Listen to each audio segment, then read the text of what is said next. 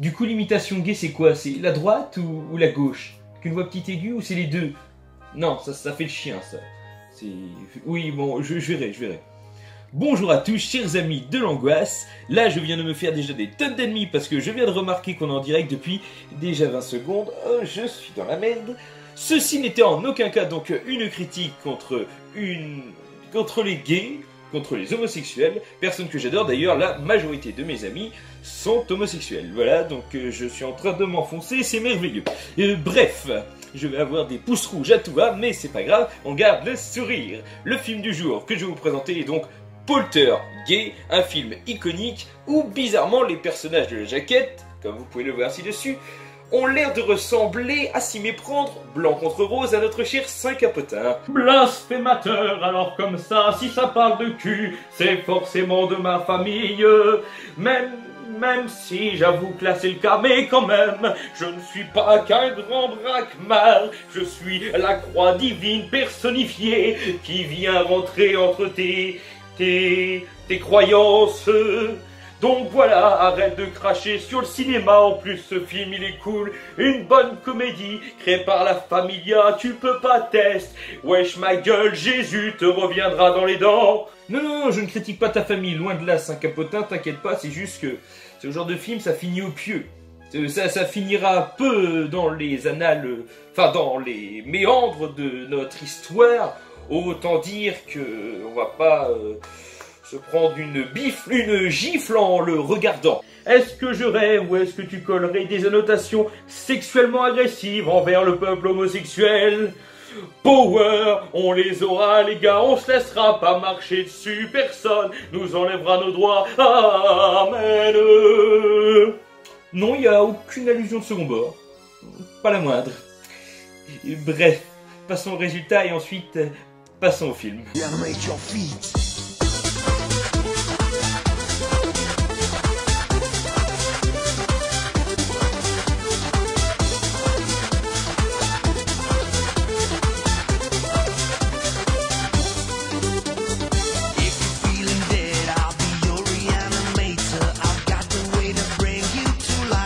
D'ailleurs, désormais, vous pourrez voter non pas en commentaire, mais dans l'onglet communauté. Chaque dimanche soir, je reproposerai 4 films et vous voterez pour celui que vous préfériez que je vous présente. Et du coup, pour les sondages d'aujourd'hui, voyons qui l'a emporté.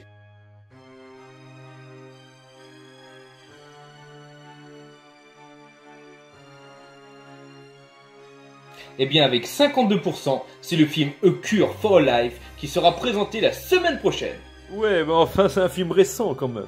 Oui, bah c'est pas parce que c'est un film récent que forcément on en parle encore beaucoup aujourd'hui, désolé. En effet, chers téléspectateurs, chers amis de l'angoisse, le Cure for Life, qui est un film qui va avoir 2-3 ans, on en parlait beaucoup au moment de sa sortie.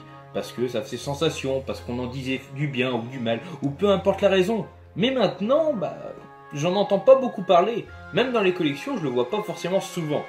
Et donc du coup, ça va être un vrai plaisir, ça va être un vrai traumatisant plaisir que je vais vous présenter la semaine prochaine le film A Cure for Life. A retenir qu'avec 22%, le Train des Épouvantes qui a été remasterisé par les British Horror, qui ont remasterisé d'ailleurs certains autres films que j'ai. Par exemple, acheté récemment, ils ont remasterisé Histoire d'Outre-Tombe, qui sont des très bons remasters, en plus je vous les conseille. Il y a eu également Asylum. Donc ce sont souvent des assemblages de petites histoires différents, ce qui en fait des très bons films. Les Contes aux limites de la folie, ou pourquoi pas également La Maison qui tue. Donc il y a également Le Caveau de la terreur et Le Train des Épouvantes, mais que j'ai en haut dans ma collection, donc je n'ai pas sous la main. Enfin bref, passons au sujet principal, passons au rire, passons à la comédie, passons à la sexualité, oh combien épanouie, et passons surtout du coup au sujet principal de cette vidéo. Je vais vous présenter Poltergeist. Présentons donc ce film ô combien bizarre qui est Poltergeist. Arrêtons de tergiverser, ne restons pas le cul entre deux chaises et rentrons sec dans le vif du sujet. Parce que ces phrases sont louches. Bref.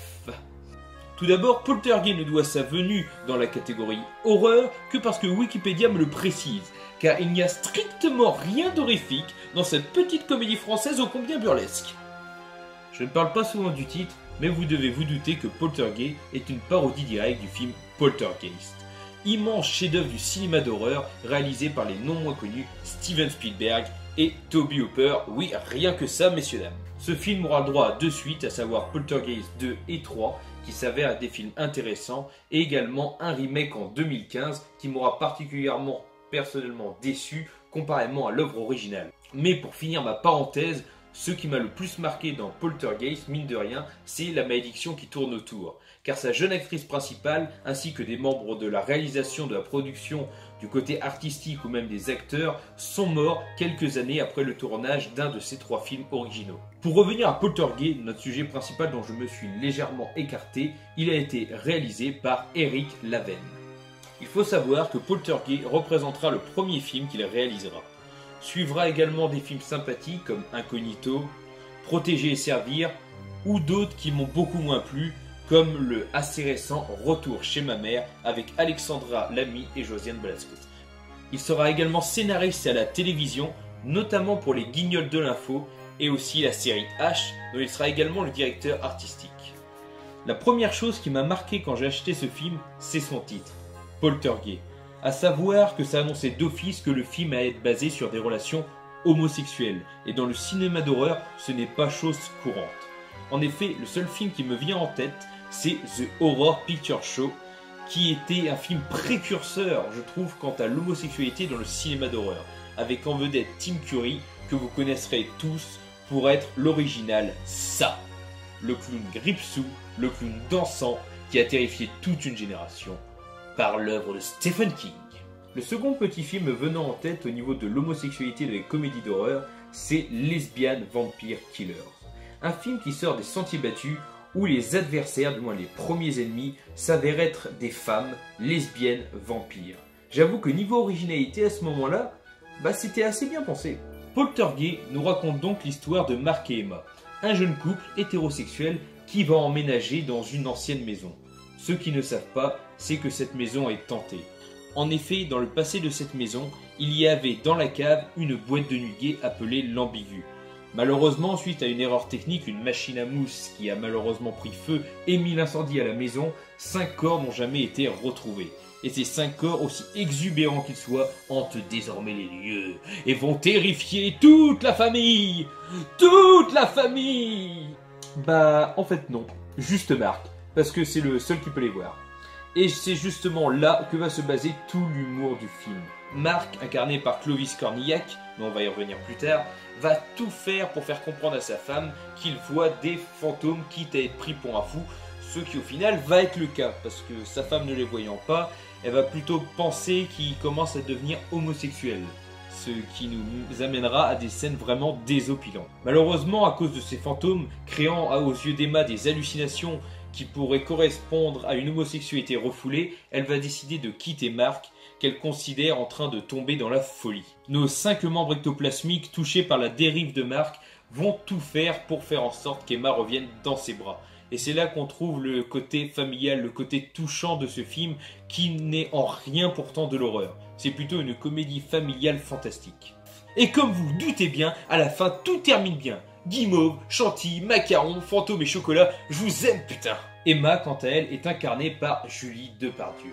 Oui, la fille de notre célèbre Gérard Depardieu. Oh putain, qu'est-ce qu'il a grossi! Bon, faut au moins lui reconnaître un avantage. Maintenant, quand il joue le rôle d'Obélisque, il a plus besoin de mettre des coussins dessous. D'ailleurs, j'aimerais m'arrêter vite fait sur ce petit point comique au niveau du choix des acteurs.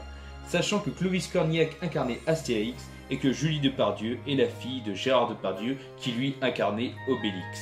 On retrouve donc les 2 principaux héros de Astérix et Obélix dans ce film. Je trouvais ça assez fun de préciser. Julie Depardieu, je la connais moins que Clovis Cornillac. Néanmoins, elle a joué dans des films relativement connus également. Elle a joué dans Paris je t'aime, Roche à Ourtois, Possession, Les femmes de l'ombre, L'examen de minuit ou encore Dieu est grand. Clovis Cornillac, quant à lui, que vous connaissez sûrement, aura été acteur et réalisateur.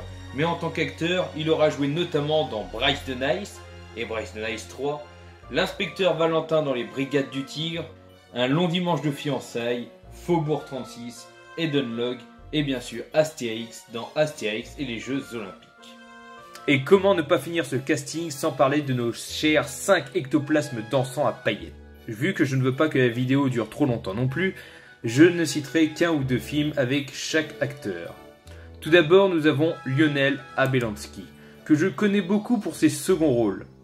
On peut le voir dans Narco, Belphégor le fantôme du Louvre, La Beuse ou encore Safari avec Cadmerade. Nous avons ensuite Philippe Duquesne, qui joue comme Julie Depardieu dans Un long dimanche de fiançailles, mais également dans Les Brigades du Tigre, Enfermé dehors et Bienvenue chez les Ch'tis. Il y a également Gilles Gaston Dreyfus, qu'on peut voir notamment dans Elfon, Incontrôlable, Enfermé dehors et aussi Astérix et Obélix au service de Sa Majesté. Seul acteur qui ne me dit absolument rien et qui a sûrement été pris plus pour son nom de famille, c'est Georges Gay. Ouais, j'avoue qu'avec un nom pareil, il devait être avantagé à mort au moment du casting. Il a notamment joué dans Laisse tes mains sur mes hanches, Recto Verso ou encore la série TV Highlander. Et le dernier acteur, c'est Jean-Michel Lamy, que je connais personnellement, surtout pour avoir été le voisin de Liliane et José dans la série Scène de ménage. Vous vous souvenez pas, ce voisin un peu bizarre accompagné par l'orage et qui était assez effrayant? Il aura quand même joué d'autres rôles comme dans Le Petit Nicolas, Protéger et servir, Bienvenue à bord, Le Retour du héros ou encore Les Tuches 3. Pour finir, je vous conseille de regarder Poltergeist, non pas comme une comédie d'horreur car je ne la classifierais pas ainsi, mais plutôt comme une comédie fantastique, parodique du film Poltergeist. Les fantômes sont très bons, tous les acteurs ont un jeu assez sympathique et le fait que Clovis Cornillac puisse passer pour un homosexuel auprès de sa femme à cause de ses hallucinations puisqu'elle ne voit pas les fantômes rend certaines scènes vraiment désopilantes. Du coup, je pense que c'est un film qui pourrait être très agréable à regarder pour toute la famille et pour tout âge. C'est vrai, certaines blagues peuvent forcément être un peu mal vues par les plus jeunes, néanmoins ça reste une comédie et tout est à prendre au second degré. À part dire, liker, commenter et partager, j'ai pas trop d'idées sur le dernier mot que je pourrais mettre. Alors je dirais ceci. Pour finir, regardez Poltergeist, la famille à la fête, et putain que c'est bon. Regardez aussi Lesbian Vampire Killers, The Rocky Horror Picture Show, et tous ces films trop peu oubliés. Allez, moi je vous dis le prochain, mène-moi un autre bon film pour les oubliés du cinéma d'horreur. Allez, tchuss, crevez tous, c'est parti pour une orgie spectaculaire. Allez, tchuss, tchuss, tchuss, tchuss, crevez tous, amen.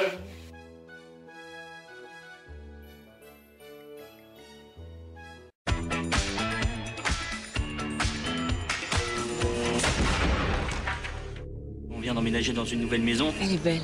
Oui, elle est belle.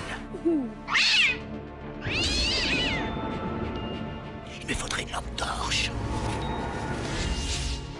Emma, t'entends?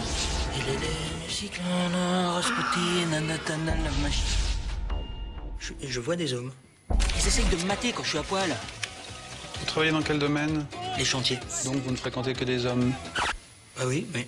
Lorsqu'on refoule certains désirs, il arrive que ça se traduise par des visions. Eh ben ma chérie, c'est papa. Ça pique quand je traverse pas, hein? T'as failli tuer mon père. Ma femme s'est barrée. Je fais quoi? Vous avez des fantasmes homosexuels. Assumez-vous, passez à l'acte. Oh là là, on peut parler avant? Tu fais quoi? Je suis actif. Ouais, mais dans quoi? Dans n'importe qui, ça dépend.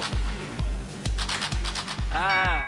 Bonsoir, monsieur Modena. Nous sommes en présence de Poltergeist. La crise, ça fait 27 ans qu'on est coincé ici. J'ai 60 ans. Une chose m'intrigue. Mais tout aplati cette télé. Certains les voient, Monsieur, et d'autres pas. Ils sont là. Et ils me voient. Ça, il faut réfléchir. Là, t'as vu? Le cul du mec, là! Il avait un beau cul au moins.